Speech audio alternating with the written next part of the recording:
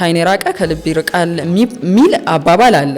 በፍቅር ውስጥ ሆነሽ ግን የተለያየ ከተማ የተለያየ ሀገር ለመኖር ስትገደጂ በጣም አስቸጋሪው የህይወት ክፍል ይመስለኛል። የስሜት መጎዳት ደግሞ ለብቻው አለ።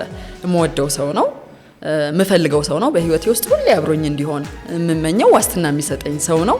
የለም ስራ አቆመ። ከዛ ከቤተሰቦቹ ጋር መዋል ጀመረ። በጣም የሚገርም ባህሪ ነው ማሳየት የጀመረው። ተቆጪ ነው። እንደው ሩቆ ነው እየተመላለሰ ብንኖር ይሻለን ነበር ደግሞ የሚሉ ሰዎች ነው። ይሄን ደግሞ በውጭ አስቢው እንግዲህ በሀገር ውስጥ እንዲህ ከሆነ የሀገር ውስጥ በሳምንት የፊልድ ስራ አሁን በሆነ ጊዜ ቤት ውስጥ አብረሽ ታሳልፊያለሽ። በዓል ቤት ያሳልፋሉ በተቻለ መጠን አይደለ? ግን እንዳልሽው በየዕለት አብረሽ ካልኖርሽ ባህሪሽ እንደዚህ ተተዋወቂ።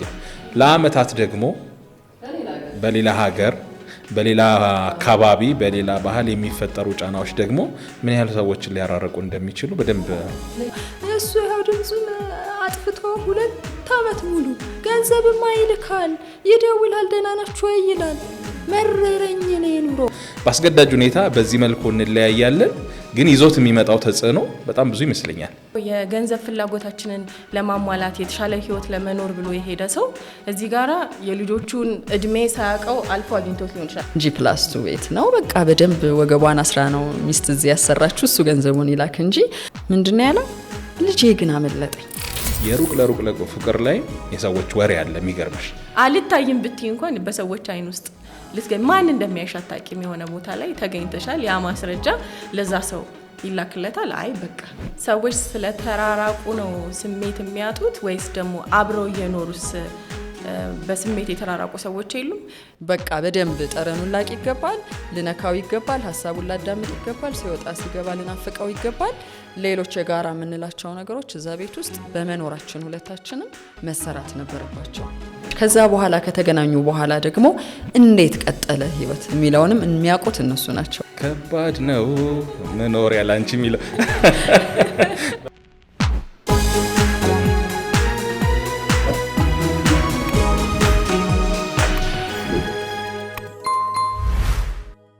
ሰላም ተመልካቾቻችን እንደምናላችሁ። ይህ ላይፍ ሚዲያ ነው። ላይፍ ሚዲያ በህይወታችን በኑሯችን ቀለል ያሉ ጉዳዮችን አንስተን የምንወያይበት ነው። እኔና ጓደኞቼ በተለያዩ ጉዳዮች ላይ የራሳችንን አስተያይ እናስቀምጣለን። እናንተም ደግሞ በኮሜንት ሴክሽን ውስጥ ወይም አስተያየት በመስጫችን ላይ የራሳችሁን አስተያየት እንድታሰፍሩ ከወዲሁ መልእክታችን እናስተላልፋለን። ትግስት በጋሻው፣ ጸገነት ላቀና ነቢል መሐመድ አብረናችሁ ነን። ዛሬ የምንወያየው በኑሮ በህይወት አስገዳጅነት በተለያየ ቦታ ተራርቀን የፍቅር የትዳር ግንኙነት የመሰረትንበትን ህይወት የምንፈትሽበት ነው።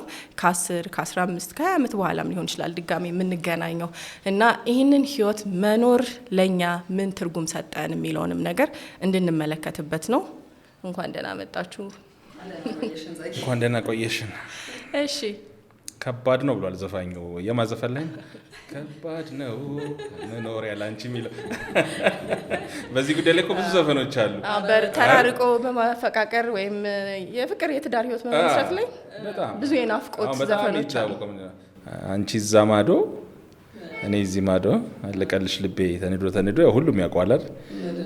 የፍቅር በፍቅር ውስጥ ሆነሽ ግን የተለያየ ከተማ የተለያየ ሀገር ለመኖር ስትገደጂ በጣም አስቸጋሪው የህይወት ክፍል ይመስለኛል። አንዲት ሴትዮ ታክሲ ውስጥ እየሄድኩ ነው። ዝናብ ጥሏል። በግሬ ሄጄ ታክሲ መያዝ ነበረብኝ። ያስኩኝ እና ከኋላዬ ነው የገባችው። ትንሽ ልጅ ይዛለች በእጇ። ጮክ ብለው የሚያወሩ ሰዎች አሉ አይደል? ሄሎ እንግዲህ መሄዴ ነው። አዎ ጠረፍ አካባቢ ነው። ጠረፍ በዩ ያገሩ ሌላ ጓደኛዋ ናት የደወለችላት። ጠረፍ አካባቢ ነው። አዎ እሱ ያው ድምጹን አጥፍቶ 2 አመት ሙሉ ገንዘብማ ይልካል፣ ይደውላል፣ ደህና ናችሁ ወይ ይላል። መረረኝ ነው ኑሮ። መረረኝ። እሄዳለሁ እሱ ጋር ልጆቼን ይዤ ቡናም ቢሆን አፍልቼ እንኖራለን። ምን ዋጋ አለው እሱ ሰርቶ የሚልከው ገንዘብ? አብሬው መኖር አለብኝ። እውነት እንደው አስጠላ አይኖሮ ትላለች። በራሷ አይኖሮ ዘይ ውስጥ እንግዲህ ግንኙነቱን የፈለገች መቀራረቡን የፈለገች አይነት ሴት ናት። እና ሰው ሳቀ። ስልኩን ከዘጋች በኋላ ያው ከአንድ 2 ሰዎች ጋር ቀጠለች ያንን ወሬ። የልጆቿ አባት ነው፣ ፊልድ የሚሰራ ሰው ነው፣ ግን አይመላለስም ቶሎ ሲያስበው አንቺን ብትመጪ ልጆቹን ይዘሽ እኔው ጋር ሆነሽ ኑሯችን ቢቀጥል ብሎ እሱም ግብዣ አቅርቧል። እሷም ልትሄድ ነው። ልጆቹ ይጨርሱና አሁን የዛሬ ወር ነው የሚጨርሱት ትምህርት፣ በቃ መሄድ ነው። እሄዳለሁ ይሻላል አለች። ሄደሽ መጨረሻ ላይ ትርጉም ያጣብሻል። ምንድን ነው ይሄ ሁሉ ጊዜ ማሳለፍ? ገንዘብ ነው የሚሻለው ወይስ ደግሞ ግንኙነታችን ላይ መስራት ነው የሚሻለው? የትኛው ነው ለህይወቴ ትርጉም የሚሰጠው የሚለውም ሰዎች መጠየቃቸው አይቀርም የሆነ ቦታ ላይ እና ይሄ ጥያቄ ነው ከባዱ። ገንዘብ ይሻላል ወይስ ኑሯችን ይሻላል የሚለው በጣም ፈታኝ ጥያቄ። ብዙ አስገዳጅ ነገሮች አሉ። እንግዲህ አንዱ አሁን ቲጂ ያልሽው ለምሳሌ በስራ ምደባ ይሆናል። በስራ ምደባ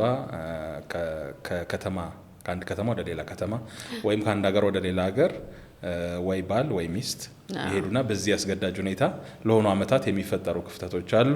የትምህርት እድል ሲመጣ ሊሆን ይችላል። በትምህርት እድል ወይም በሌላ ምክንያትም እንደዚህ አይነት ነገሮች ሊፈጸሙ ይችላሉ። የስራው ደግሞ አይነተ ብዙ ነው።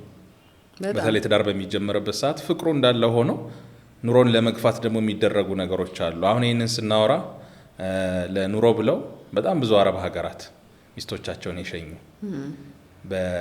በሬዲዮ ላይ እንዲህ አይነት ታሪኮች የሚያወሩን በጣም ብዙ ሰዎች አሉ። በተለያዩ አጋጣሚዎች ከሄደች 1 አመቷ ነው፣ ኑሮ እንደ መጀመሪያው አይደለም፣ ብቸኝነት ደስ የሚል ስሜት የለውም፣ እንዲህ የሚሉ አይነት መልእክቶች አሉና በአስገዳጅ ሁኔታ በዚህ መልኩ እንለያያለን። ግን ይዞት የሚመጣው ተጽዕኖ በጣም ብዙ ይመስለኛል። አዎ ከሩቅ ለሩቅ ፍቅር በስተጀርባ ያሉ ደግሞ በጣም አሳዛኝ ታሪኮችም አሉ አይደል? ሰዎች ተከድተዋል ወይም ደግሞ ሌሎችም ይሄ የቺቲንግ ታሪኮች ሊፈጸሙ ይችላሉ። ምክንያቱም ከሆነ ጊዜ በኋላ አንደኛው ወገን መቋቋም ያቀተውና የሆነ ሪሌሽንሺፕ ውስጥ ራሱን ሊያገኘው ይችላል፣ ሊፈተን ይችላል። እንደዚህ አይነት ፈተናዎች ሊያጋጥሙ ይችላሉ። የሆነውን ያክል ይሁን ብለው ደግሞ በጽናት የሚጠብቁ ሰዎች አሉ። በዛ ጽናታቸው ውስጥ ግን ደስተኛ ናቸው ማለት አይደለም። ብዙ ነገሮችን ይታገላሉ፣ ተደራራቢ ኃላፊነቶችን ይሸከማሉ። በተለይ አንደኛው ወገን ደግሞ ልጅ ይዞ የተቀመጠ ከሆነ አስቡት፣ የሁለቱም ወላጅ ኃላፊነት አንደኛው ወላጅ ላይ ብቻ ነው ጫናው የሚታየው። ስለዚህ በገንዘብ ብቻ ነው ወይም ደግሞ የገንዘብ ፍላጎታችንን ለማሟላት የተሻለ ህይወት ለመኖር ብሎ የሄደ ሰው እዚህ ጋራ የልጆቹን እድሜ ሳያውቀው አልፎ አግኝቶት ሊሆን ይችላል። ልጆቹን በጉርምስና እድሜያቸው ሊሆን ይችላል የሚያገኛቸውና መስራት ያለበትን ለልጆቹ እንደ አባት ወይ እንደ እናት ማድረግ ያለባቸውን ነገር ሳያደርጉ ድንገት ሊገናኙ ይችላሉ እና ሰዎች ጸጸት አለባቸው። ከረጅም ጊዜ በኋላ ቤተሰባቸውን ያገኙ ሰዎች ወርዝ ያደርጋሉ የሚል ጥያቄ ይጠይቃሉ። ያ ማለት እንግዲህ በሁሉም ሪሌሽንሺፕ ውስጥ እንዲህ አይነት ተጽዕኖች አሉ ማለትም ብቻ ሳይሆን ግን እኔ ጥቂት ሰዎች ናቸው ሁኔታውን ችለውት በትዕግስት በጽናት የሚገናኙት ደግሞ በቃ ለዚህ ነው የለፋ ነው እንኳንም ሄድኩ ብለው የሚቀበሉት በጣም ጥቂት ሰዎች ናቸው። ወይም የጊዜ ገደብ ያስቀመጡ ሰዎች ሊሆኑ ይችላሉ። ከዚህ በኋላ እኔ እስከዚህ ድረስ እሰራለሁ፣ ከዚህ አመት በኋላ እንገናኛለን ብለው የተማመኑ ከዛ ደግሞ ዲስታንሱን ለማጥበብ የሞከሩ ሰዎች፣ በርቀትም ቢሆኑ በስሜት ለመቆራኘት የሚሞክሩ ሰዎች አሉ። የሚደዋወሉ እቅዳቸውን አብረው የሚያወሩ አብረው የሚወስኑ የልጆቻቸው አስተዳደግ ላይ የትዳር አጋሮቻቸው ስሜት ላይ በደንብ የሚሰሩ ሰዎች አሉና ርቀቱን ላያውቁት ይችላሉ። እንደዚህ አይነት ሰዎች ግን በርቀት ውስጥ እነዚህ አይነት ነገሮች ሳይሰሩ ዝም ብሎ ብቻ ቤተሰቤ ይብላ ይጠጣ ኑሮ ይመቸው ተብሎ ተራርቆ በሚኖርበት ህይወት ውስጥ ደስተኛ ህይወት ይኖራል ወይም ደግሞ ምንም ተጽዕኖ የሌለው ህይወት ይኖራል ማለት አይደለም። በጣም ብዙ ቻሌንጆች አሉበት፣ ችግሮች አሉበት እና እነዛን ችግሮች እንዴት አስተዳደሯቸው የሚለው ነገር መመለስ አለበትና መራራቁ ድንገት ህይወታችን ውስጥ የመጣ ሲሆንና የታቀደበት ሲሆን አንዳንድ ጊዜ ለውጥም አለው። ድንገት የምንለው ምንድነው? ድንገት የትምህርት እድል፣ ድንገት በሆነ ሹመት ሊሆን ይችላል፣ በሆነ የውጭ ሀገር ጉዞ የተሳካላቸው ሰዎች ሄደው በቃ ከሄድኩ በኋላ ቶሎ ነገርን አፋጥኛ አብረን እንሆናለን ነው። ማንም ተለያይተን እንቀራለን አይልም። ከሄዱ በኋላ ግን የጊዜው ገደብ 1 አመት ነው፣ 11 አመት ነው፣ 20 አመት ነው፣ 3 ወር ነው የሚለው ነው ጥያቄ። አሁን የቅርብ ምላት አንዲት ልጅ አለች። ገንዘብ ይሰራ እንጂ ሁሉም ነገር ቀላል ነው። ገንዘብ ይሰራ፣ መጀመሪያ ዋስትናችን ገንዘብ ነው። ልጆች መማር አለባቸው፣ ቤት መተዳደር መቻል አለበት። እሱ ይሄድ ይስራ ያምጣ፣ ሁሉም ነገር ሚንሳለ ገንዘብ ሲኖር እያለች እየፎከረች ነው የኖረችው። ሄዶ 1 ወር አልሆነው ብዙ ቅሬታ ስታቀርብ የቅርቧ ሰው ስለሆንኩ ሰማለሁ። የሚገርመው ነገር እኮ እዚህ ቦታ ሂድ እንኳን ስለው ብርር ብሎ ሄዶ ብዙ ነገር ያደርግልኝ ነበረ። ይሄ ነገር ቢኖር እኮ እሱ ቶሎ የሚጨርሰው ነገር ነበረ። እሱ የሚያደርገው ነገር ሲባዛ በ2 በ3 ሆኖ እኔ ጋር መጣ። ስንቱ ጋር ስንቱን ነገር ላርክ። የስሜት መጎዳቱን ሳንገልጽ ማለት ነው። የስሜት መጎዳት ደግሞ ለብቻው አለ። የምወደው ሰው ነው፣ የምፈልገው ሰው ነው፣ በህይወቴ ውስጥ ሁሌ አብሮኝ እንዲሆን የምመኘው ዋስትና የሚሰጠኝ ሰው ነው። የለም ሳይኖር ሲቀር ብቻዬን የሚለው ስሜት አለ። ለሁሉም ነገር ተጠሪነት፣ የኑሮ ጫና፣ የማህበራዊ ህይወት በርደኖች፣ የልጆች ኃላፊነቶች፣ በጣም ዘርዝረው የማይጨርሷቸው ነገሮች አሉ። ይሄን ነገር ያስተናገዱ ሰዎች እንደው ዳር ሆነን ከምናወራው በላይ የምር ይሄ ስሜት አለ። እያደገ ነው የሚመጣው። የመጀመሪያው ስንብት መጀመሪያ ላይ ሲሄዱና ከዛ በኋላ ያለው ታሪክ ብዙ ቦታ የተለያየ ነው። መጀመሪያ ላይ በቃ አንቺን በርቺ አንተን በርታ፣ መቼም ኑሮ ነው ይደረጋል፣ አስገዳጅ ሁኔታ ነው ይባልና ወራት እየሄዱ አመታት እየጨመሩ ሲመጣ ናፍቆቱ አለ፣ የብቸኝነት ስሜቱ አለ፣ ጭንቀቱ አለ። እነዚህ ነገሮች እየተጨመሩ ሲመጡ ወደ ምን ይመጣል? ወደ አለመግባባት። የብዙ ሰዎች ታሪኮች በዚህ መልኩ እየሄደ መጥቷል። ከ1-2 አመት በኋላ ጭቅጭቅ ወይ ደግሞ መጀመሪያ ሲላላኩ እንደነበሩት መልእክት በዛው አይቀጥልም፣ መልእክቱ መደዋወሉ በዛው አይቀጥልም። አንዳንድ ታሪኮች ላይ እንደውም መጨረሻ ላይ እዛው ባሉበት ወይ ሌላ ህይወት የጀመሩ ሰዎችም ታሪክ በተመሳሳይ ሁኔታ ሰምተናልና ምንም ኑሮ ቢያስገድድ ምንም ጫና ቢኖር ተራርቆ መኖር ለብዙ ሰዎች በጣም ፈተና ነው። ዋስትና የሌለውም ህይወት ተደርጎ የሚታይ ይመስለኛል። መልስ ማያገኝ። ይሄን ስንል ብዙ ሰዎች ሩቅ ለሩቅ ሆነው ህይወታቸውን በራሳቸው ብልሃት፣ አንዳንዴ የማንናገረው ብልሃት አለ፣ ግን ግንኙነቱን ያስቀጠልንባቸው መንገዶች ይኖራሉ። ልጆች እያሳደጉ ትዳሩን እየመሩ ብዙ ፕሮጀክቶችን እዚህ እያስተዳደሩ የሚኖሩ ሰዎች አሉ። ጊዜ በምንም ነገር የምንገዛው አይደለም። የዛሬ 2 አመት አካባቢ 6-7 አመት ውጭ ሀገር ቆይቶ የነበረ ሰውዬ ቤት መርቁልኛልና ሄደ። እኔ ቤተሰብ አባል የሆነ ሰው የነገረኝ ታሪክ ነውና በቃ በደንብ ድግስ ነበር፣ ቆንጆ ነገር ነው የተሰራው ቤት። ይሄ አንዳንዴ ለተልኮ በህይወታችን ውስጥ ልናሳካው ለምንፈልገው ነገር መሰደድ እንዲህ ነው እንዴ ውጤቱ የሚያስብል አይነት G+2 ቤት ነው። በቃ በደንብ ወገቧን አስራ ነው ሚስት እዚህ ያሰራችሁ፣ እሱ ገንዘቡን ይላክ እንጂ።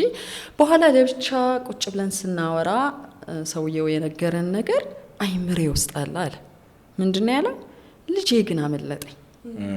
የመጀመሪያው ልጅ አምልጦኛል። እንግዲህ እስቲ ፈጣሪ ይርዳኝና ባለኝ ጊዜ ወደ ኋላም ሄጄ ቢሆን እሱ ላይ ብዙ ነገር እሰራለሁ፣ በባህሪ በልምድ። ከዛ ውጪ የፈጠራቸው ኔትወርኮች በወዳጅነት የመጀመሪያ ልጅህን ብታሳድገው ይመረጣል የሚባለው መርህን ትቶታልና ልጅ ሌላ ቦታ ሄዷል፣ አፈንግጧል። ዞሮ ዞሮ ልፋትህ ልጆችህን ጥሩ ለማድረግ አይደለ? እንደው ይሄ G+2 ምንም ኢኮኖሚካሊ ያለን ስኬት እንዳለ ሆኖ በልጆቻችን አንደረደርም ብዙዎቻችን። እና እናትም አቅቷታል። እኔ ብኖር ኖሮ እንዲህ አይሆንም ነበር ብሎ የሚጸጸት ሰው እና እሱን በማጽናናት ውስጥ አሳልፈን አለ። ደስታው እንዳለ ሆኖ የቤቱ ምርቃት ግን አይዞ ተመልሰዋል፣ ጓደኛህ አድርገው። ሱስ ነገርም ተጀምሯል። ግን አፍላ እድሜ ላይ የሚመጣበት ወቅት ላይ ነው እሱ ሀገር ጥሎ የሄደው። ከዛ በፊት ግን የሚገርም ቁርኝት የነበራቸው አባትና ልጅ። ስለዚህ አሁን ባለው እድሜ እንደ በፊቱም ላይ ሰማው ይችላል። የአመታቱ ክፍተቶቹ ወሬውንም ራሱ ከየቱ ጋር መጀመር እንዳለብሽ፣ እንዴት መግባባት እንዳለብሽ አስጨናቂ ሊሆን ይችላል እና ለወለዱ ሰዎች ይሄ ውሳኔ የበለጠ ከባድ እንደሆነ የሚያሳይ ይመስለኛል። ግን አሁን ላይ ደግሞ ቴክኖሎጂው አግዞናል የሚሉ ሰዎች አሉ አይደለም? ቪዲዮ ኮል ይደረጋል። እንደ ድሮ ጊዜ አይደለም። መግባባት የሚችሉባቸው በጣም ብዙ ቀላል ነገሮች አሉ። በኢሞጂ ምናምን ኢሞጂ አይ በቪዲዮ ታወራለህ እሱ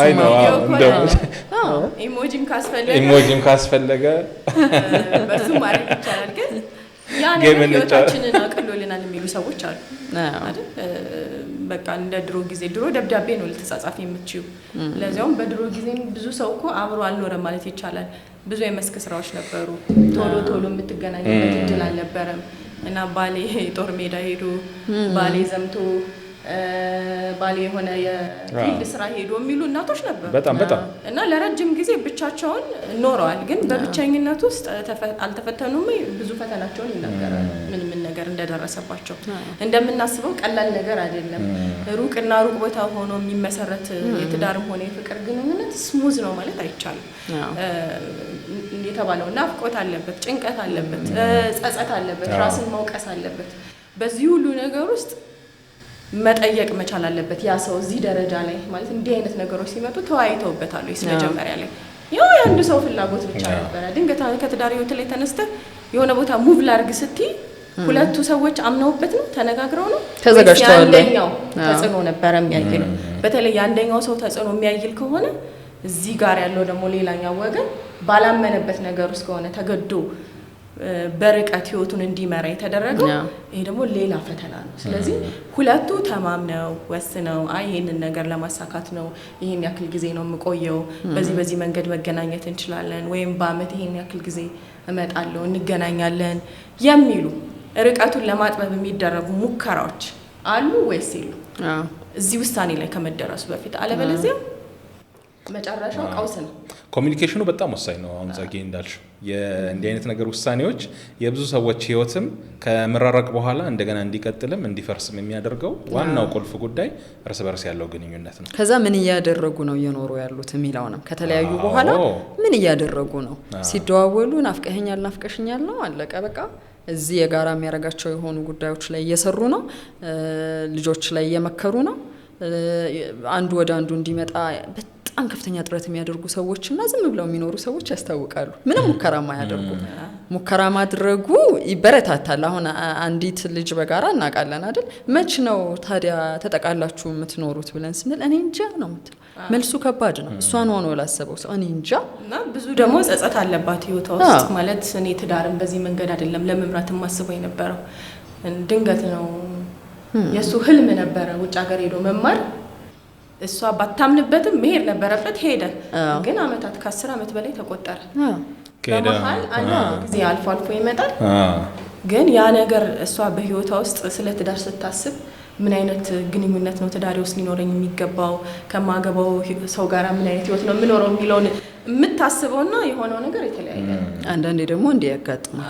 አንተ ባይምሮ ሄሳልከው ነገር ትልቅ አላማ ይዘህ ይሆናል የገባኸው። በምንም ቢሆን ማለያየበት መለያየት የማይኖረው ህይወት ያሉ ሰዎች ተፈትነዋል በእንደዚህ አይነት። ለዛውም ሲፈተኑ በአንድ አመት በሁለት አመት አይደለም እንደተባለው 10 አመት። ከዛ በኋላ እሺ ለሚለው ጥያቄ ደግሞ አሁንም መልስ የለህም፣ እርግጠኛ አይደለም። ስለዚህ ይሄ ህይወት ውስጥ በጣም ከባድ ነው። የኮሙኒኬሽን ማወቅ ያስፈልጋል። ወይ ይሆናል ወይ አይሆንም ነው እንጂ መጠበቅ እስከ መቼ መጠበቅ የሚባለው ነገር ትልቅ ህመም ነው ለሰው ልጆች። መቼ የሚለው መልስ አታገኝበትም። አንድ ግን ማስጠማቃት ደግሞ ኤርትራዊት ነች። እንደዚህ መጥቶ ተጋቡና ያው ፕሮሰስ እስኪደረግላት ረጅም ጊዜ ቆይተዋል። ግን ምንድነው ታደርገው ልክ እሱ ቪዲዮ ኮል ያደርግ ሲል እራት የምትበላ ከሆነ ትደረድራለች፣ ተቀራርባለች። እሺ ከዛ በኋላ ቪዲዮ ኮል ይደረጋል። እራት ሊበሉ ነው። እሱ ማለት እራት እንብላለን አብሮኝ ከባሏ ጋር። ከዛ ጎረቤት ምናምን ትናገራለች። አይ ከባሌ ጋር እራት ልበላ ነው እንዳትረብሹኝ። ጎበዝ ናት። በዓልም ያልተለመደ ነገር ነው። ለበዓል ቀንም ሲሆን ያበሻ ልብሷን ትለብሳለች፣ ጸጉሯን ትሰራለች፣ ሜካፕን ትሰራለች። እንዳለ የአመት በዓል ድባብ የሚመስል ነገር ቤቷ ውስጥ ታደርጋለች። ቁጭ ትላለች፣ ያወራሉ እና በቃ በዓል እያሳለፍኩ ነው ትላለች። ረጅም ሰዓት ታከብረዋለች። ልክ አብሯት እንዳለ ነው የሚሰማት። እና ለባሏ ያላት ሪስፔክት ሩቅም ቢሆን አይ እኛ በቃል ኪዳን ላይ ተጋባ ነው በቃ እያንዳንዱን ነገር ትዳር የሚያስፈልገውን ነገር ማድረግ አለብኝ ብላ በደንብ ለባሏ ተገስተም በቃ ይሄ ከሚገባው በላይ እኮ ጥረት ነው። እሱ ነው እኮ ያለው ቴክኖሎጂው የሚሰጥሽን ነገር ተለያይተን ራሱ ሩቅ ለሩቅ ሆነን እንደ ነገሩ በቃ ስንገናኝ እንገናኛለን በሚል ነው የምንኖረው ወይስ ስሜቱ አሁንም ከውስጣችን እንዳይጠፋ? እኔ አንዱ የምፈራው ነገር እኮ እንደው ይሄ ኪሳራው፣ መታመሙ፣ መሞቱ፣ ሌላ ታሪክ መጀመሩ ሳይሆን ስሜትም እኮ ሊታጣ ይችላል። መናፈቅን መተው ሊሆን ይችላል። ከባድ ስሜት ነው። ግን አንድ ጥያቄ ያንሳላችሁ በዚሁ ሰዎች ስለተራራቁ ነው ስሜት የሚያጡት ወይስ ደግሞ አብረው የኖሩስ በስሜት የተራራቁ ሰዎች የሉም? ፊዚካሊ የሆነ ነገር ብቻ ነው እንደ ሰዎችን ሊያለያይ የሚችለው? ፊዚካሊ ወይም ዲስታንስ ብቻ ነው ርቀት ብቻ ነው ሰዎችን በስሜትም በአካልም እንዳይቆራኙ የሚያደርጋቸው ወይስ በአካልም በስሜትም ተራርቀው ደግሞ አንድ ቦታ ላይ አንድ አልጋ ላይ የሚተኙ ሰዎች የሉ። እሱ ደግሞ ሌላ ጉዳይ ይሆናል። ይሄ እኮ በጣም ከባድ ነው። አብሮ ሆኖ በስሜት መራራቅ ስሜታችን ላይ ቀልደንበት ነበረ፣ ስሜት ላይ አልሰራንም ነበር። የግድ ይሄ ፊዚካሊ ይሄ በአካል መራራቁ ብቸኛ አይደለም። ጸጊ ግን ምንድነው በአካል መራራቁ ደግሞ ያባብሰዋል። በተለይ ደግሞ እንዳሉበት የፍቅር ሁኔታ ለምሳሌ አሁን ይሄኛውን ነገር እያወራን ያለ ነው። በተለይ በአንድ ጣራ ስር ሆኖ ደግሞ ሰዎች ሳይራራቁ አለ ራሱን የቻለ የተለያዩ ሰዎች አሉ። ምንም በቃ ስሜት ያጡ ሰዎች ማለት ነው። እንዲያውም ተራርቀው ደግሞ እነዛ ሰዎች ያጡትን ነገር ደግሞ የሚኖራሉ። በአካል ቢራራቁ መጀመሪያ ምን አይነት ጥንዶች ናቸው የሚለውን ራሱ ይወስናል ብዬ አስባለሁ። ምን አይነት ጥንዶች ነበሩ? ለቁርኝታቸው ዋጋ የሰጡ አብረው ለመሆናቸው የተለየ ክብር የሰጡ ሰዎች ከሆኑ መለያየታቸው ይጎዳቸዋል። ግን ያለውን ዋጋ የሚያስቀጥሉበትን የመጨረሻ ጥረት ያደርጋሉ። ልክ እንደ ኤርትራዊቷ አንቺ ያነሳሻት ሴት የተባለው ነው። ከዓይን የራቀ ከልብ ይርቃል የሚል አባባል አለ። ከልብ የራቀው ግን የቤት ስራውን ያልሰራ የሆነ ሰውዬ ቤት ውስጥ ቢሆን ይሻላል የሚለውን ለማበረታታት አይመስለኝ። የሆነ አለ እንደ የለም አለች እንደ የለች የሚባባሉ እኮ ሰዎች አሉ። እንደውም እዚህ ከሚያበሳጨኝና እንዳላየ ከመሆን የሆነ ቦታ ሄዶ ገንዘብ ቢልክ የሆነ ቦታ ሄዳ አላማችንን ብናሳካ የሚባባሉ ሰዎች አሉ እኮ። ለምን ኢንቲሜሲው ላይ አልሰሩም። ሁለቱ ግን አንዱ አንዱን አያካክስም። እዚህ ጋር በአካል እስከዚህ የሚሆንኩት ሰው ቢሄድም ችግር የለውም ልል አልችልም። መስራት ያለብኝ ነገርን ሰርቼ ማስቀጠል ነበረብኝ። ፎር ግራንትድ መውሰድ የለብኝም ፊዚካሊ መኖሩን። የኔ ሰው በቃ በደንብ ጠረኑን ላቅ ይገባል፣ ልነካው ይገባል፣ ሀሳቡን ላዳምጥ ይገባል፣ ሲወጣ ሲገባ ልናፍቀው ይገባል። ሌሎች የጋራ የምንላቸው ነገሮች እዛ ቤት ውስጥ በመኖራችን ሁለታችንም መሰራት ነበረባቸው። በተቃራኒው ሲሆን ግን ኑሮ አስገድዶን የለም ወይም የለሁም ኑሮው ይበተን ኢንቲሜሲያችንን የምናስቀጥልበት መፍትሄ እናምጣ፣ ቅርብ እንደሆነን እንዲሰማን የሚያደርጉ ጉዳዮችን እንጀምር ነው ሊያነጋግረን የሚገባው። እሱ ደግሞ ወሳኙ ስራ ነው። በተለይም ደግሞ አሁን በትዳርም ገና የፍቅር ግንኙነት የሚጀምሩ ሰዎች ላይም ይሄ ነገር በብዛት ያጋጥማል። ገና የፍቅር ግንኙነታቸውን እየጀመሩ ለምሳሌ ወይ የትምህርት እድል ወይ የስራ እድል በማግኘት ስመለስ እንጋባለን ወይ አብረን እንሆናለን በሚል ወደ ውጭ መውጣት እንዲህ አይነት ፕሮሰሶች ይጀመራሉ። ከዛ በኋላ በሂደት ይሄ ያልሽው ያለመተማመን ያለመግባባት ችግሮች እየጨመረ ይመጣል። አሁን ቴክስት መደራረጉ፣ መጻጻፉ፣ ቪዲዮ መታየቱ የሚጠቅምበት አንዱ ምክንያት ሰውን በየደቂቃው የምታስታውሽበት መንገድ መኖሩ ምንም ሀሳብ ሲመጣልሽ ወደዛ ሰው የመደወል እድልሽ ከፍ ይላል አይደል? ለምሳሌ አሁን ከሰው ጋር ስትጠፋፊ እንዴት ነው? ስትጠፋፊ አብረሽ ጥፍት ያለሽ ጉዳይም ቀራል። መደዋወል ደግሞ ስትጀምሪ እንዲሁ በኖርማል ነው። መደዋወል እንኳን ስትጀምሪ የሆነ ችግር ቢገጥምሽ የሆነ ኬዝ ቢኖር እንኳን በቅርብ ያናገርሽው ሰው ጋር የመደወል እድልሽ በጣም ከፍተኛ ነው። ያ ሰው የበለጠ ይመጣልሻል ወደ አእምሮሽ። እና እንደዚህ አይነት የፍቅር የትዳር ህይወት ውስጥ ያሉ ሰዎች ደግሞ እርስ በእርስ የሚያደርጉትን ነገር መታየታቸው፣ ማውራታቸው ነገሩ እንዲቀጥል ሊያደርገው ይችላል። ግን ምን ያህል ይሄዳል ነው ፈተናው። በጣም ብዙ ከባድ። በዚህ በነገራችን ላይ የሚጣሉ አሉ። አንዱ ችግር አለመተማመን አይደል? ለምሳሌ እሷ ውጭ የሆነ ቪዲዮ ኮል ይደወላል፣ ያለበትን አሳየኝ ትለዋለች። ባያነሳ ይሻላል ሲደወል የምታጨናንቀው ከሆነ ወይም ከባድ በእንደ የሚያልፉ በጣም ብዙ ሰዎች አሉ።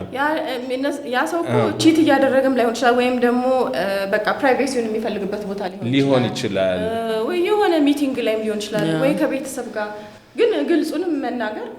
ስለዚህ አሁን አንቺ እንኳን በቪዲዮ ሰው በአካል እንኳን ተቆጣጥረሽ ትችዋለሽ። ስለዚህ ቁልፉ ነገር ግን አይምሮ ላይ ምን ስሏል ነው እሷ አይምሮ ላይ ኤክሴፕሽናሊ እሷ የተጠራጣሪነት በሽታ ያለባት ካላለም በስተቀር እሷ እንድታምነው ያደረገ መጋለጥን መገኘትን ሰጥቷታል ወይ? አሜሪካ ሆኖ ኢትዮጵያ ውስጥ ላለችው ሚስቱ በቃ አት ኤኒ ታይም ምቾት እንዲሰማት የሚያደርግ መደላደል ውስጥ እንድትሆን የሚያደርግ ማንነት አለው ወይ ነው? ነገሮችን በጥያቄ ምልክት እያደረገች የሆነ ወቅት ላይ ሰርፕራይዝ አለው ይሄ ሰው እንድትለው ነው ወይ ያደረገው? ስለዚህ መተማመን የሌላቸው ሰዎች ይሄን ውሳኔ ለመወሰን ከሚቸገሩ ሰዎች መካከል ይመደባሉ ማለት ነው። መተማመን ካልቻልሽ ሪሌሽንሺፕ ላይ አንዱ ፋክተር ይሄ መሆን አለበት። ሰውንና ምናምን ሰዎች ነን ወይ ደግሞ ሪሌሽንሺፓችን በደንብ ትረስት የተገነባበት ያኛውስ የሚታመን ነው ያኛውስ። ምክንያቱም ያ ነገር ከሌለ ከሆነ ችግር የለውም ነው።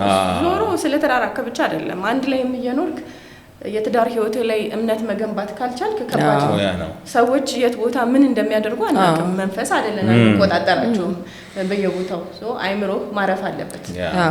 እዚህ ትዳር ህይወት ውስጥ በቃ ተማምነን ነው ምን ኖሮ የሚለውን ሰው አምኖ ካልገባ በስተቀር ተጠራጣሪነት ህይወታችን እንድንመራ ያደርጋል። ተከታትለሻትሽም ለምሳሌ በየቀኑ ለምሳሌ ሶሻል ሚዲያው ላይ በቴሌግራምም ይሁን አሁን ውጭ ያሉ በኢሞ ወይ በሌሎች የቪዲዮ ፕላትፎርም ያወራሉ። ከዛስ አንድ ሳምንት ድምጿ ጠፋብኝ፣ ባህሪዋ ተቀየረ፣ መነጫነጭ ጀመረች። ደግሞ እንደ አይነቱ ነገር ላይ መረሳት የሌለበት የሩቅ ለሩቅ ፍቅር ላይ የሰዎች ወሬ አለ የሚገርምሽ።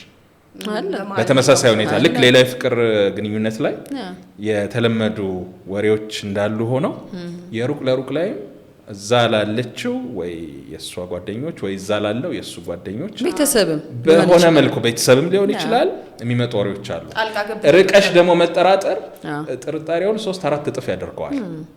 የሆነ አለመቅረብሽ በራሱ የነገሩ ላይ ኮንትሮል እንደሌለሽ ነው የሚሰማሽ። ምን እየተካሄደ ነው የሚለው እርግጠኛ አይደለም። ሌላው ግን አብረን የምናነሳው ነገር ቢሆን ደስ የሚለኝ ይሄ ያልተገቡ ቃል ኪዳኖች አሉ። ለምሳሌ አንዱ ወገን ብዙ ነገሮች ላይ የስራ እየሰራሁ ነው ትምህርቴን እስከጨርስ ነው ይልና ትምህርቱ 2-3 አመት ሊሆን ይችላል። ከዛ ደግሞ ህልሜ የሆነው ስራ ጋር እስከቀጠር ነው። ከዛ ደግሞ አይ የራሴ ምላት እንደው አፓርታማ እስኪይዝ ነው ወይም ደግሞ እንደው ትንሽ ገንዘብ እጄ ላይ እስካጠራቅም ድረስ ነው እየተባለ የሆኑ አመታት አሉ። አንዳንድ ጊዜ ጥያቄ ምን ጠይቀው ምንድነው እሱ ያለኝ ነገር ነው ያሳመነኝ ወይም እሷ ያለችው ነገር ነው ያሳመነኝ ወይስ እውነታው እንዲህ ነው?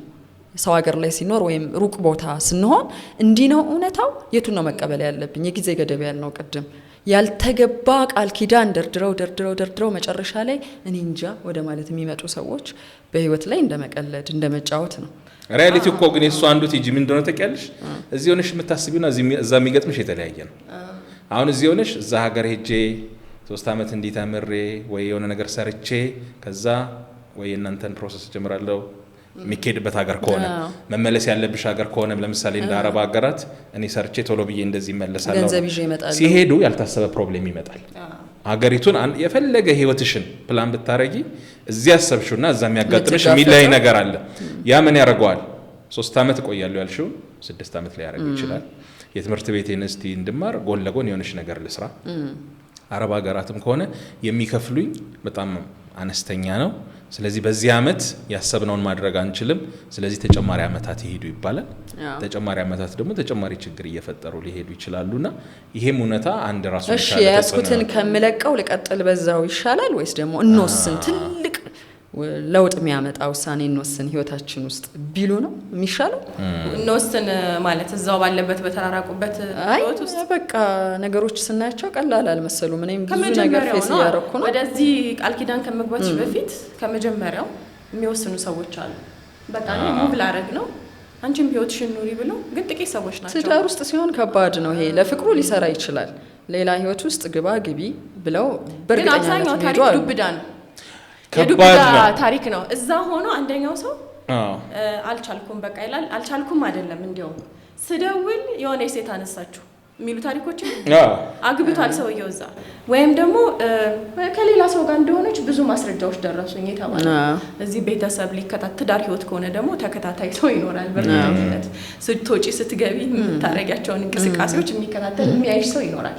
አልታይም ብትይ እንኳን በሰዎች አይን ውስጥ ልትገኝ ማን እንደሚያይሽ አታውቂም። የሆነ ቦታ ላይ ተገኝተሻል። ያ ማስረጃ ለዛ ሰው ይላክለታል። አይ በቃ ይሄ ህይወት አይቀጥልም የሚለውን ነገር በዚህ መንገድ ሊሆን ይችላል የሚጋፈጡት። ይፋም ይደረጋል። ሶሻል ሚዲያ ላይ ብዙ ሰዎች ደንግጠዋል። ከከሊ ጋር ታየሽ ታሪኮች አሉ። በቃ ከበስተጀርባ ጥሩ ያልሆኑ ነገሮች ሰዎቹ እንዲጸጸቱባቸው የሚያደርጉ ለምን ይሄንን ውሳኔ ወሰንኩ የሚያስብሉ ታሪኮችን በርቀት ፍቅር ውስጥ ወይም በርቀት የትዳር ግንኙነት ውስጥ ሰምተናል። ግን ከመጀመሪያው ደግሞ የፍቅር ግንኙነቱ ከመጀመሩም በፊት የሚነጋገሩ ሰዎች አሉ። እኔ የምኖረው እዚህ ነው እየተመላለስኩ እዚህ እዛ ያልኩኝ ለመኖር የሚከብደኝ ይመስለኛል።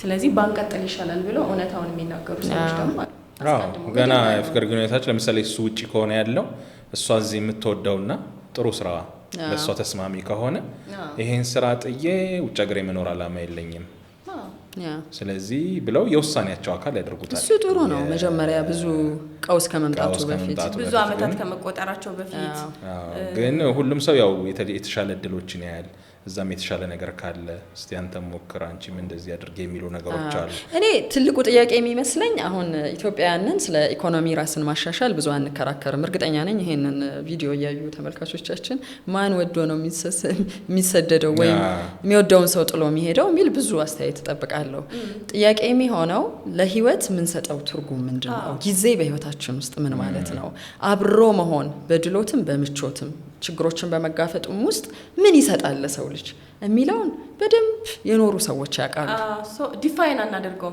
አስቀድመን ተራርቆ በመኖር ውስጥና አብሮ በመኖር ውስጥ ያለውን ህይወት ዲፋይን አድርገን አይደለም ልዩነቱ ማይገባንም በቃ ለከሰሰ ላይ ነው ሰሞኑን ችግሩ ሲደርስብን ነው የምንጋፈጠው ሁሉንም ነገር ከገባንበት በኋላ እንጋፈጣለን እንጂ አስቀድመን ምን የምችል ሰው ነኝ አንዳንድ ሰው እኮ ቶሎ ስልክ ሲደወልበትም ላይወድ ይችላል ከንቅልፌ ለምን ቀሰቀሳችሁኝ የሚል ሊሆን ይችላል ለሊቱን ሙሉ አንቺ ዋትስአፕ ላይ ሲያወራሽ ቢያድር እነሱ የሚመቻቸው አንዳንድ ሀገራት ላይ ለምሳሌ ኢትዮጵያ ቀን ሲሆን እነሱ ጋር ለሊት ሊሆን ይችላል በዛ ሰዓት ራሱ የሰዓቱ አለመገናኘት የማይመቻቸው ሰዎች አሉ ወይ እሷ እዚህ ስትደክም ልትውል ትችላለች ለሊት ማውራት ሊከብዳት ይችላል እሱም እንደዛው እነዚህን ሁሉ ነገሮች በቃ መቋቋም አልችልም የሚሉ ሰዎች አሉ ምን ነው ድምጽሽ ቀዘቀዘ ይልሻል አሁን የታይም ዞን እኮ አሁን ያነሳሽው ፀይ በጣም እኮ ፋክተር ነው ደክሞኝ ነበር አስደብሮሻል ማለት ነው ሰልችቼሻል ማለት ነው እሷም ገና ጠዋት ቡናዋን ጠጥታ እሱ ከንቅልፉ ሳይነቃ እንዲሁ በተመሳሳይ ምን ሆነህ ነው ልትል ትችላለች እንደውም አንዳንዴ ምን ይባላል ውጭ ሀገር ያሉ ሰዎች እኮ ሲደውሉ በቃ ይለቁኝም ከደወሉ የሚሉ ሰዎች አሉ በቃ ለምን እነሱ እዛ ጋር ሪላክስ ባረጉበት ታይም ነው አንተ ጋር የሚደውሉት አንተ ደግሞ እዚህ ጋር ብዙ ቢዚ ያደረገ ነገር ሊኖር ይችላል የተባለው የታይም ዞን ጉዳይ እኛና ሌላው ቦታ ያለው አሁን ባህር ማዶ ያለውን ስላየን ነው እንጂ ሀገር ውስጥም ሆኖ እኮ ጠረፍ የተባለው ጠረፍ እና ድንበር ላይ የሚሰሩ ሰዎች አሉ ግን በጊዜው ራሱ ቀንና ሌሊት በመሆኑ መካከል ማንቻቻላቸው ነገሮች አሉ በጣም ስለዚህ አሁን ስለ ተልኮ እንድናወራ መሆን አለብን ስለ ህይወት እሱን ዲፋይን ካረግን ከመብሰል ጋር ይሄዳል በያስባለው ለህይወት ምን ሰጠው ትርጉም ሁላችንም ህይወት ውስጥ ገብተን የተፈተነው እኔ ምን ችግር አለው 20 አመት ቢኖር 10 አመት እል ነበር እውነት ለመናገር ወጣት ሆኜ ይስሩ ይማሩ ከዛ ጥሩ ህይወት ለመኖር አይደል ምን አስቸኳላቸው ሁሉ ሚል መርህ ነበርኝ በኋላ ላይ ግን ራስህም ስትፈተንበት እንዴ ህይወት ምን ማለት ነው ዛሬ ምን ማለት ነው ምን ነገር ነው የሚያሳጣ ምን ነገር ላይ ነው ያልተገባ ትንቅንቅ ውስጥ የሚያመጣ የሚለው ስትረዳ አይ ቫልዩ የምሰጠው ነገር ተስተካከለ ያ ሰው በህይወት እስካለ ድረስ እኔ በህይወት እስካለሁ ድረስ ማረግ የምንችለው ብዙ ምርጫ ኖሮ አብሮ መኖር ለድርድር የሚቀርብ ነገር አይደለም እንድል ያደርገኛል ግን አብሮ ደግሞ ሁሉም ሰው ምድር ላይ ይሄ ስለማይሳካለት ሚሽን ደግሞ አስፈላጊ ነው ሚሽን ምንድነው ተልኮ ለአንድ አመት ይሄንን አርጌ በተቻለ መጠን አቅጄ እዚህ በሆን ማላገኘውን ሳንቲም እዚህ በሆን ማላገኘውን ማዕረግ እዚህ ቢሆን ማላገኘውን ኔትወርክ ሰርቼ እመጣለሁ ስመጣ ግን ቀጥለን ዲዛይን የምናደርገው ነገር አለ የሚለውን የሚያስብ ሰው ደግሞ ተሳክቶለትም አይተናል ሄደው ሰርተው ብዙ እህቶቻችን እኮ አረብ ሀገር ህይወታቸውን ለውጠዋል ያው በብዙ መንገድ ህይወታቸው የተጎሳቆለውን ስለምንሰማ ነው እንጂ ህይወት ተለውጧል በገንዘብ በልምድ በሙያ የራስን ቢዝነስ በመፍጠር እዚህ ማላገኘው ነገር ካለ ሄደዋል ግን 8 አመት ነው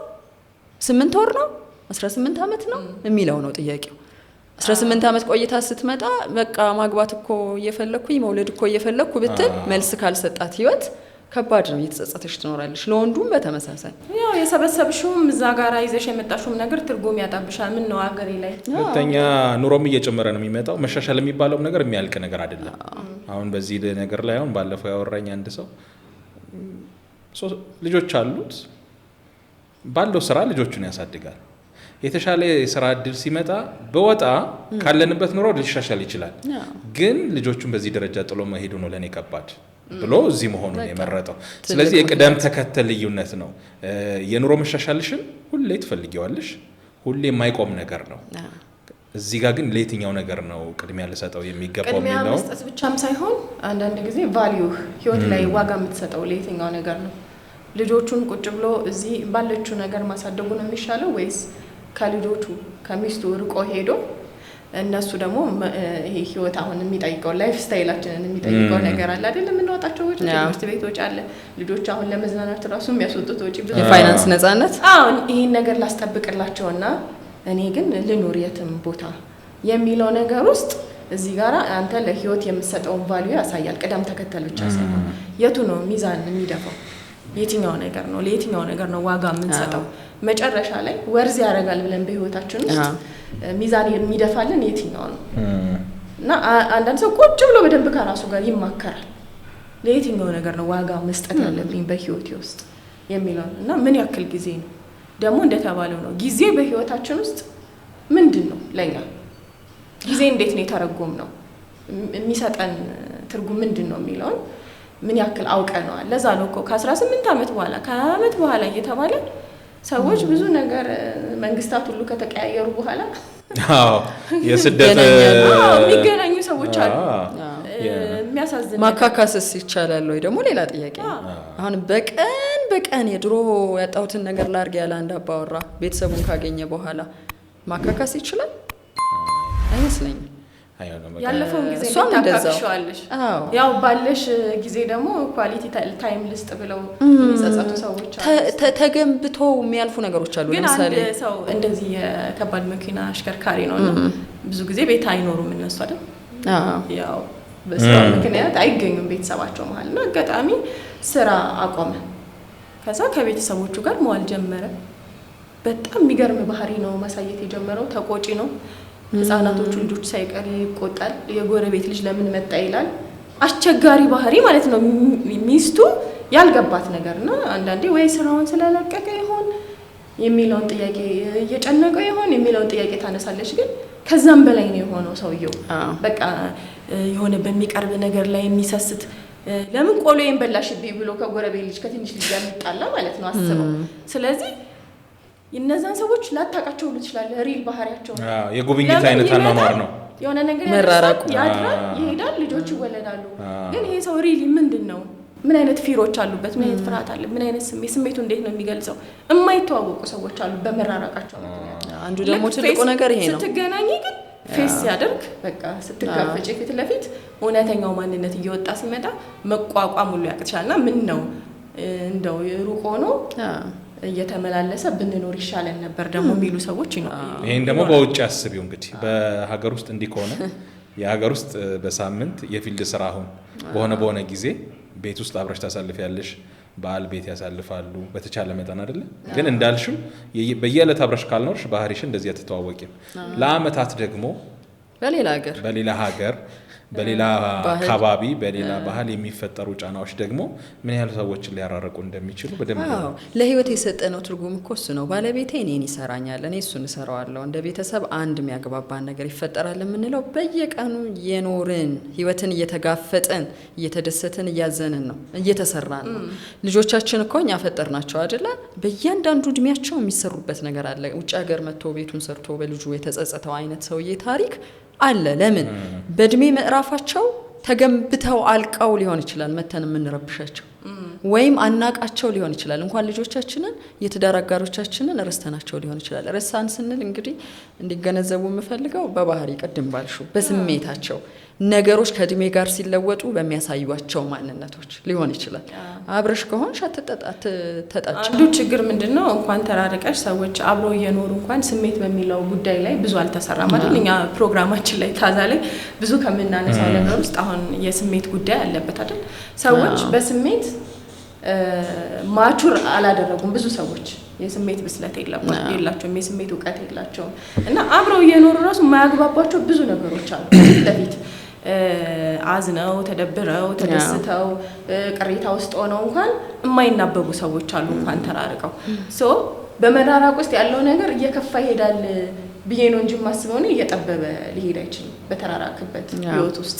እና ደግሞ ጥቂት ሰዎች ናቸው የሰዎችን ስሜት ለመረዳት ለማክበር በአግባቡ ኮሚኒኬት ለማድረግ የሚጥሩት ትዳራቸውን ለመስራት ማለት ነው። የትንሽ ሰዎች ኳሊቲ ብቃት ነው። አብዛኛው ሰው እንደው መፈረጃ አይሆን እንጂ በዚህ ችግር ውስጥ ነው በቃ ህይወቱን እያስቀጠለ ያለው። እና ይሄ እዚህ ህይወት ውስጥ ደግሞ ጫና አለ፣ ድብርት አለ፣ ሀዘን አለ። እነዚህ ሁሉ ነገሮች አሉና እነዚህን ነገሮች ችለው እየኖሩ ነው ሪሊ ትዳር ብለው እየኖሩት ያለው በርቀት ህይወት ውስጥ ከነዚህ ፈተናዎች ከዚህ ሁሉ ፈተና ጋር በመሆን ነው መጨረሻ ላይ እንግዲህ ብሎላቸው ከተገናኙ ይሄ በናፍቆት የመገናኘት ታሪካቸውን የምንሰማው ወይም ከዚህ አመት በኋላ ተገናኙ ተጠባብቀው ረጅም አመት አብረው አልነበሩም የሚሉ ታሪኮችን ስንሰማ እነዛ ሰዎች ህይወት ውስጥ ያለውን ውጣ ውረድ ያሳለፏቸውን ነገሮች እርግጠኛ ሆነን መናገር አንችልም። እነሱ ናቸው አለበት እና በምንድነው ያስተበቁ ያሉት የሚለው ዋናው ጥያቄ ነው። ልምዳቸውን ያጋሩን እንግዲህ በእርግጠኛነት ያልሻቸው አይነት ሰዎች አሉ። ብዙ ቪዲዮዎች ተመልክቻለሁ። ሌላ ሀገር ሆነው ከ15 አመት በኋላ ልጆቼና ባለቤቴ መጣች ብለው በጣም ሴሌብሬት ሲያደርጉ ባልም እንደዛው ከሀገር ቤት ሄደው ሌላ ሀገር ላይ ተገናኙ። ያሳለፏቸው ታሪኮችን እነሱ ያውቃሉ፣ የተሰሟቸውን ስሜቶች። ከዛ በኋላ ከተገናኙ በኋላ ደግሞ እንዴት ቀጠለ ህይወት የሚለውንም የሚያውቁት እነሱ ናቸው። በደንብ ቢያጋሩን ደስ ይለናል። ግን እያንዳንዱ ፕሮሰስ ከመጀመሩ በፊት ሻንጣ ይዘን ከመብረራችን በፊት ጥያቄዎች መነሳት አለባቸው የሚለው ግን ያስማማናል። ቢቻል ሁለቱ እርስ በርሳቸው የተመሰረተ ፍቅር ትዳር ከሆነ የጋራ ጉዳይ ስለሆነ በደንብ ማህበራዊ ህይወታችን እንዴት እንወጣለን፣ ልጆች ካሉ እንዴት፣ ንብረት ካለ እንዴት፣ ንብረትም ለማፍራት ከሆነ ኢላማችን ማን ነው የሚያስጨርሰው፣ እንዴት ነው የምንሆነው፣ የጊዜ ገደብ፣ ከዛ ደግሞ ሌሎች አብረን በመሆናችን የምናጣቸውን ነገሮች እንዴት ነው ተራርቀን ለማቀራረብ የምንሞክረው። ናፍቆትም ታክሲ ኢትዮጵያ ሹፌር አግኝተን ትዝ ይልሻል ሚስቱ አሜሪካን ያለችው እና ግን ወደ ዱባይ የመጣበት አላማ ትንሽ ለመቀራረብ ነው። ወደ አሜሪካ ለመሄድ የሚያስችለው ፕሮሰስ እዛ ሆኖ ስራዎች ትንሽ ተጋለበል በቃ ከሆነ ጊዜ በኋላ ያው መገናኘታችን አይቀርም ምናምን የሚለውን አልቆልኛል ብሎናል። ግን ያው ዱባይ ላይ የታክሲ ሹፌር ሆኖ ነው የሚሰራው። እዛ ያለውን ሲስተም እየተለማመደው ነው። አሜሪካን ቢሄድ ቀላል ነው የሚሆንለት ለሱ ቢያንስ ውጭ ሀገር ያለውን ህይወት ዱባይ የስደት ስሜቱን ለማምጣት ማለት ነው። ያ ስሜት በደንብ በቃ ራሱንም ያው በገንዘብ እያስተዳደረ ቤተሰቡንም እየረዳ ያለ ልጅ ነውና ግን ፋይናሊ ከሚስቱ ጋር ተገናኙ። የሚያገናኝሽ አሁን ያልሽው ትጂ ነው አንዱ የጋራ አላማ ነው አይደል? ናፍቆት ቢኖርብሽም ቢያነጫንጭሽም ምንም ቢልሽ መልሶ መልስ የሚሰጥሽ ይሄን እናረጋለን ብላችሁ ያዛችሁት የሆነ የጋራ አላማ ነው። አንዱ ሰውዬ ብቻ የሚያውቀው ተልኮ ልጅ ነበራቸው አይደለ? መታ እዚህ ቤተሰብ የሚያሳድገው ቤተሰብ ነው ቤተሰቦች ነው የሷ ቤተሰቦች ናቸው የሚያሳድጉት። ሌላ የሚችሉ እንደሚኖሩበት ሀገር ለምሳሌ አሁን የአረብ ሀገራት ስራ ከሄድሽ ኮንትራቱን ጨርሳ የሆነ ብር ይዛ ለመምጣት ነው። የአውሮፓ የአሜሪካ ሲሆን ደግሞ አይነቱ የተለያየ ነው የሚሆነው አይደለ? እንደ ኑሮ ሁኔታ የሚችሉ ሲሆኑ በተቻለ መጠን መምጣት፣ መጎብኘት፣ መገናኘት ይሄን ነገር ጠንካራ የሆነ እንዲሄድ ሊያደርገው ይችላል። ግንኙነቱ መመላለስ የሚችሉ ሰዎች ከሆኑ በተለይ ደግሞ እሷ እዚህ ከሆነች እሱ ለምሳሌ አሜሪካ ከሆነ ወይ ፕሮሰስ አድርጎላት ከሆነ ጊዜ በኋላ የሚሄዱም ከሆነ ምንም ከሆነ በቻለው አቅም ይሄን የሚያደርጉ አሉ። አገር ቤት ከገባው በአመት አመቴ ነው ሊል ይችላል ፍቃድ ኖሮት እና የመምጣት ልማዱን ካዳበረ እንትኑን እያጠነከረው ይሄዳል። በተገናኙ ጊዜ እዚህ ጥሩ ሰዓት ያሳልፋሉ። አሜሪካ ሚኖር ነው አላገባም። ከዛ እዚህ ለምን አታገባ ምናምን ሲሉት እኔ ባገባም ማለት ይዣልሄድም ትወልዳለች ልጅ እዚህ እመላለሳለሁ ጠይቃቸዋለሁ። እዛ ይዘሽ ከሄድሽ ሌላ ሰው ነው የሚወስድብሽ አለ። ሌላ ሰው ነው የሚቀርብሽ እና እኔ ምን አቃጠለኛል እዚሁ ትቀመጣለች። ሴቶቹም ትንሽ አስቸጋሪ ናቸው እዛ ሀገር ሲሄዱ አለ። ምክንያቱም ያው የሴቶች ነጻነት ጭካኔ ነው የሚከበርበት ሀገር ስለሆነ ጭካኔ ነው። ይሄን ሰውዬ ስለ ኢንቲሜሲ ልትነግረው ይሄ ቦታ እንግዲህ ይሄ ቦታ የሚቀይረው አመለካከት ማለት ነው።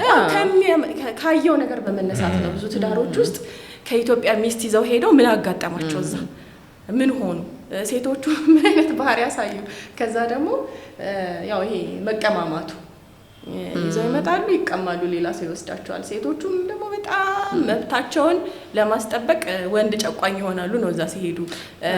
ያው እንደ ቀልድም ያነሳው ነው ሪሊ ግን ያጋጠሙ ታሪኮች ሊኖሩ ይችላሉ። ያው ስለ መቀራረብ ስለ መራራቅ ልናወራው አንችልም። አሁን ይሄን ሰውዬ የህይወት ሚሽኑ ሌላ ነው። በቃ ይወልዳል፣ ያገባል፣ ያስቀምጣል፣ ይደጉማል በፋይናንስ። እሷም ጥያቄ ላታነሳ ነው ሰውዬው ይደጉም እንጂ የዲያስፖራን ፍቅር አሁን ሌላ ጊዜም ሌላ ፕሮግራም ላይ የምናወራበት ይመስለኛል። ለመሰለሽ ይሄ ራሱ የፍቅሩ ትርጉም ላይ ራሱ መግባባት ስለሌለ ለምሳሌ ከውጪ መጥቶ አንድ ሰው ጋር እዚህ በሚገናኝበት ሰዓት ወዳይ ነው ለቪዛ ነው የሚል ትርጉሞች ይሰጣሉ ገና ከመነሻው ስለዚህ ሊሄድ የሚችለውን አስቢ ለምሳሌ ደረሰብን አሉ የሚሏሉ እዛ ከሄዱ በኋላ ባህሪያቸው ተቀይሮ ቤቱን ጥለው ወጥተው ከዛ በኋላ የፈለጉት ለፕሮሰሱ ነበር ወራን የሚል ታሪክ ስላለ አሁን እኔን የምታዩ እግረ መንገድ እንደውም አስተያየታችሁን ተሰጡበታላችሁ ሌላ ጊዜ ራሱ ይሄ ራሱን ችሎ ፍቅርን የምናይበት መንገድና እዛ እርስ በርስ መጋባት የከበዳቸው አሉ እዚህ መተው ማግባት የሚፈልጉ አሉ እዚህ መተው ሲያገቡ ደግሞ ይዞ መሄዱ ደግሞ ጭንቅ የሆነባቸው በዚህ መካከል ያሉ ፍቅር የሚመስሉ ግን ኑሮም የሚታየባቸው እኔ አንድ በእድሜ ገፋ ያሉ ሰውዬ አንድ የአፍሪካ ሀገር ውስጥ አገኘኋቸው ዶክተር ሆነውና ኦልሞስት ወደ 18 ዓመት አካባቢ እዚህ እየሰራው ነው ዶክተር ናቸው ገና በመጡ በአንድ ዓመት ወይ በ6 ወር አካባቢ ነው ልጆቻቸውንና ሚስታቸውን ያመጡት በወቅቱ አሁን ካለሁበት ሀገር ኢትዮጵያ የተሻለች ነበረች ግን ይሄ ትዳር ባብሮነት ቤተሰብነቱን እንደጠበቀ የትም ቦታ ቢሆን አንድ ሆኖ መቀጠል አለበት በሚል መርህ አልደራደርም በሚል ይዘው ይሄዱት በርግጥ ልጆቻቸውን አስተማሩ አሳደጉ ትዳራቸው ቀጠለ አሁንም ድረስ እዛው ሀገር ናቸው ያሉት ሰውየው ግን ይሄን ነገር ሲያወሩኝ ትዝ ይለኛል ማንደራደርባቸው መርሆች ያስፈልጋሉ ህይወታችን ውስጥ ብለው እሳቸው ስለተመቻቸው ስለቻሉ ሊሆን ይችላል ይሄን ማድረግ ያልቻሉ ሰዎች ደግሞ ይሄ መርህ ቢኖርም ላይሳካ ይችላል ግን ይሄ እንደዋዛ እንደዘበት በቃ ህይወትን ለማሸነፍ እሱ እንትን ቢሄድ እሷ አረብ ሀገር ብትሄድ እንደምንም ብለን ተጋግዘን አይነት ውሳኔ ህይወት ውስጥ እንደ ቀልድ ሲመጣ መውጫው መጣፊያው ሊያጥር ይችላል እሺ ያው ስለዚህ እዚህ ህይወት ውስጥ ያሉ ሰዎች የሚሰማቸውን ይንገሩን እግራ መንገድ ግን ዋናው ነገር ኮሚኒኬሽን እርስ በርስ ያለው ግንኙነት በጣም ቢቀጥል መተማመኑ ቢያድግ የጋራ ዓላማ ቢኖር በተቻለ መጠን ሊያስጠብቀው ይችላል እንግዲህ ጊዜው እስከፈቀደው ድረስ ሁሌም ግን የማንጠብቃቸው ችግሮች ከሀገር ከተወጣ በኋላ ስላለ ይሄን ነገር ግምት ውስጥ ያስገባው ውሳኔ የሚፈልግ ይመስለኛል በዛሬው እንግዲህ የላይፍ ሚዲያ ቆይታችን የላይፍ እይታ ላይ ሩቅ ለሩቅ ያለ የትዳርና የፍቅር ግንኙነትን የተመለከትንበት ነው ከነ ችግሩ ከነ ወጣ ወረዱ ወርዝ ያረጋል የሚለውንም በደንብ አይተናል እናንተ ደግሞ አስተያየታችሁን መስጠት ትችላላችሁ በተለያየ ቦታ በተለያየ ሀገር ሆናችሁ በዚህ ህይወት ውስጥ ያላችሁ እየተፈተናችሁ ያላችሁ በስኬታማ መንገድ ደግሞ ህይወቱን መርታችሁ እንደገና አንድ ላይ ህይወትን መምራት የቻላችሁ መኖር የቻላችሁም ሰዎች ትኖራላችሁ ሐሳብ አስተያየቶቻችሁን ማስፈር ትችላላችሁ ፍቅር ነው ብለን ዝም ብለን አይን ላይ አይን እየተያየን እንኑሮይ ምትሉም ካላችሁ ምን አደረገ ዋነኛው ማዕበል እሱ ይመስለኛል አይን ላይ አይን እየተያየን ተፋጠን እንኑሮይ ወይስ የመጣ ይምጣ ነው ስለዚህ እናንተን አስተያየት እንጠብቃለን በዚህ ጉዳይ ላይ ያው ሌላም ጊዜ በሌላ ርዕስ የምንገናኝ ይሆናል ትግስት በጋሻው ጸገነት ላቀና ነቢል መሐመድ አብረናችሁ ቆይታ አድርገናል ላይፍ ሚዲያን ሰብስክራይብ ሼር አድርጉ ቻው ሰላም ሁኑ